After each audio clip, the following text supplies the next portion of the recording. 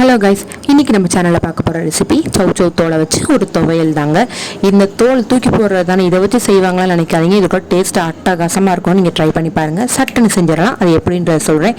2 table spoon உளுத்தம்பருப்பு இல்லைன்னா கடலைப்பருப்பு எடுத்துக்கோங்க. 4 வத்தல், ஒரு சின்ன சைஸ் புளி, அவ்வளோதாங்க தேவையான பொருட்கள்.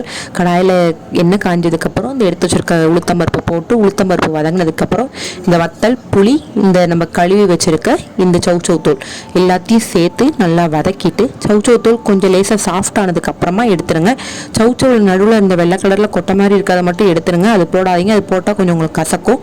அதை எடுத்துகிட்டு மற்றது எல்லாமே நீங்கள் ஆட் பண்ணலாம். இது கூட இது நல்லா வதக்கி சூடு ஆறுனதுக்கப்புறமா மிக்ஸி ஜாரில் போட்டு கொஞ்சம் கருவேப்பிலை, கொத்தமல்லி, பெருங்காயம், உப்பு இதெல்லாம் சேர்த்து மட்டும் அரைச்சி எடுத்திங்கன்னா இட்லி, தோசை, தயிர் சாதத்து கூடலாம் ஒரு அல்டிமேட்டான ஒரு துவையல் உங்களுக்கு சட்டுன்னு ரெடிங்க.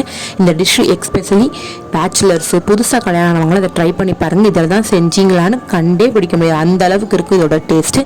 மறக்காமல் ட்ரை பண்ணி பாருங்கள். கமெண்ட் செக்ஷனில் எப்படி இருந்துச்சுன்னு கமெண்ட் பண்ணி சேனலை சப்ஸ்கிரைப் பண்ணுங்கள். பாய்.